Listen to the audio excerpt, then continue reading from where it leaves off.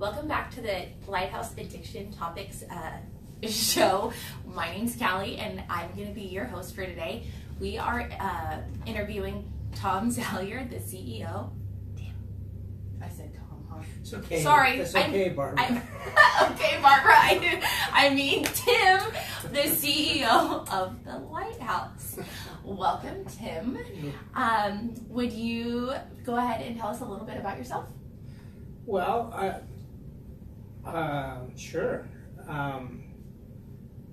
You want to know about a little bit of the history of the Lighthouse? Is that, or? Just a little bit about yourself right now. Well, sure. I started practicing law back in the day. I practiced for many years, and then while I was doing criminal defense work, I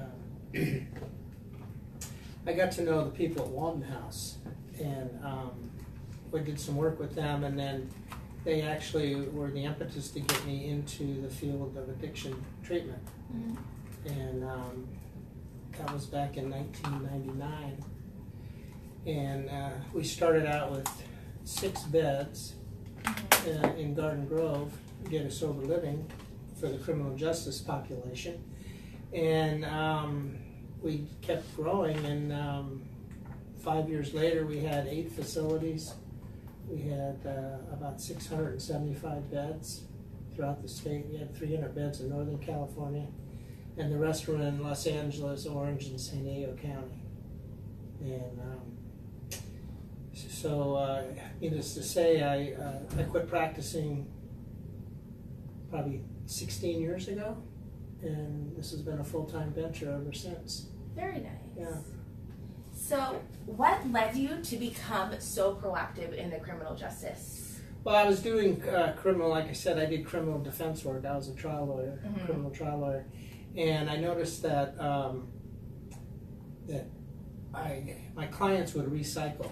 So I would get a client who might have been an addict at 19, then I would have him back when he was 22, then I'd get him back again when he was 24, and then when he was 30, etc. And I thought, there's got to be a better way than locking up addicts, and there's got to be a better way to look at life than just punish them with no rehabilitation. So when I hooked up with Walden House, they were just starting to do an in-prison treatment facility in Corcoran. They had 750 beds, Walden House managed, and then 750 beds that Phoenix House managed. Out of a total of 7 yards, they had 2 yards that were dedicated just for treatment for prisoners. Oh, wow. And we grew that from a pilot program of 200 beds to 10,000 beds across the state in 33 prisons. And it took, by 2010, that's what we had. And we had also assembled 10,000 community-based treatment beds for them to come to after prison to continue their treatment, vocational training, and rehabilitation. Okay. So we had 3 facilities in Stockton, 2 of which were women. One was a child and mother reunification facility where we had a daycare center on site. That's amazing. And, yeah, it was a terrific system that took us 10 years to build, and it only took them about 1 day to destroy it. Well, sometimes stuff like that unfortunately happens, but at least you gave it a go, right? Yeah. So there had to have been some kind of struggles throughout the past. What, if any, can you give an example of what some of those struggles could have been, and how did you guys overcome them? Well, early on, the big struggle was getting a conditional use permit to allow parolees to come into a community and for rehab. Everybody the attitude was, sure, we think treatment's good for people, but not in my backyard, what we call a NIMBY issue.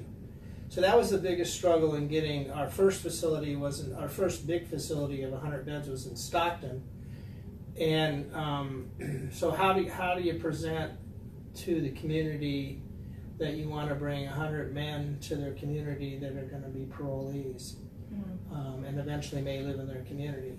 And so that was the biggest challenge we had early on, and then as we went, after we were able to get 1 or 2 facilities established, it was fairly easy to convince other cities to allow it, because we had, once we were in the community and they saw that we got involved in the community, and our guys and gals would help in community activities, they do graffiti removal, they do, community services, church-related services, things like that.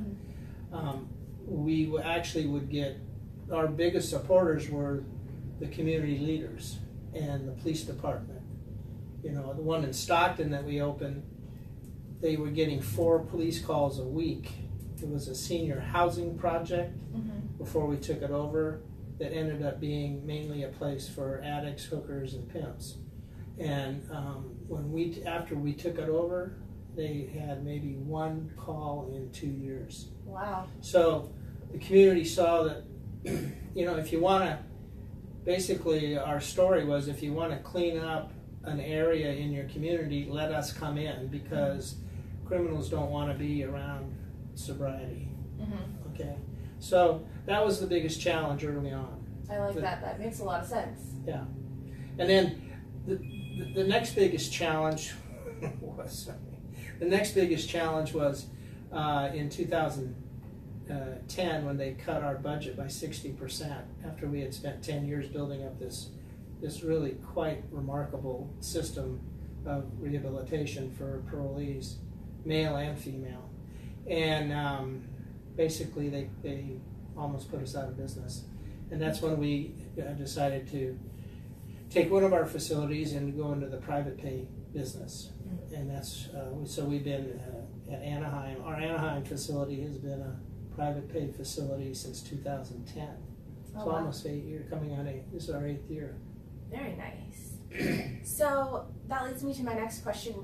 You said Anaheim's been there for about 8 years. Where do you see Lighthouse going the next 5, 10, 20 years? Are you kidding? I have trouble getting back next week. So, but there's a lot of turmoil in our industry right now. Unfortunately, a lot of good facilities like ours have to deal with the bad publicity from the bad actors in the industry. And I think over the next couple of years, you're going to see a lot of them drop out. And that's probably good for the industry. And hopefully we'll be able to stay stabilized. We have a fairly stable population right now. And then perhaps even do some controlled growth and expand to other facilities. That would be nice. So you were talking about other facilities being like, for lack of better words, like the bad egg. What sets us apart and makes us such a great facility? Well, I would say that the staff is our biggest asset. Our people are our biggest assets. We have really quality people who actually care about the clients, and they care about recovery, and recovery is a part of their life. And so when you have that and you're doing it for the right reason, everything else kind of falls in place. And I'm very proud of our staff. We've built, and we're continually trying to upgrade in all areas, including staff. And we're all continually upgrading our physical facility. We try to keep the grounds really nice. We try to have really good food. Things that you can control that people would expect, and pay attention to the details, like creature comforts of the clients. And then I think we have an outstanding program itself. We have a PsyD who oversees she's our clinical director, and we work with her constantly on trying to improve the quality of the program itself. Very nice. So with all the years that you've been working alongside with this company, what would be your favorite memory? My favorite memory is the reason I got into the business.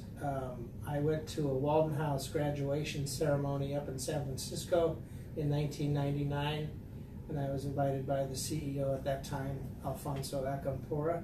And there were about 1,500 people at the graduation, and they were all sizes, shapes, colors. I mean, it was really quite remarkable to see these young ladies get up on stage,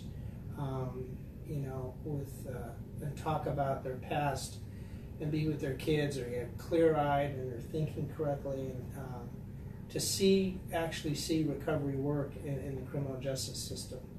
At that time, it was criminal justice only, and that was an inspiration. Very nice.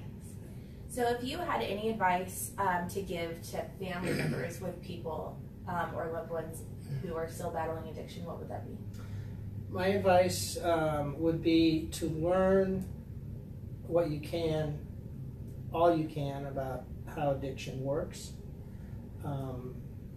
Get educated on it.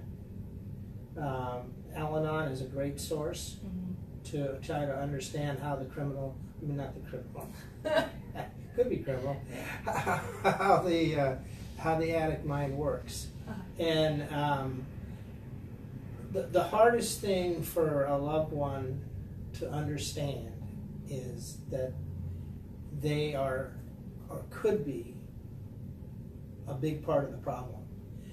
And enabling your loved one is something that comes natural for parents and siblings and spouses, but it's probably the worst thing that can happen for the addict. Very good words for the families. So that brings me to the last and final question. Do you have any advice for somebody who is currently struggling with addiction? The only advice you can give somebody, I think, is get help. You can't do it by yourself. At some point, an addict loses the power of choice, and when that happens and they cross that line, there's no way they can do it on their own. They have to do the work, but they need help. Yeah, that's They support. need help. That's the biggest thing. So that's all I got for that. Awesome. Well, thank you very much. It was really nice. Sorry for calling you Tom. I know you're Tim. That's okay, Mary. But I'm Barbara and Mary today, so it works for me. Well, thank you. Okay.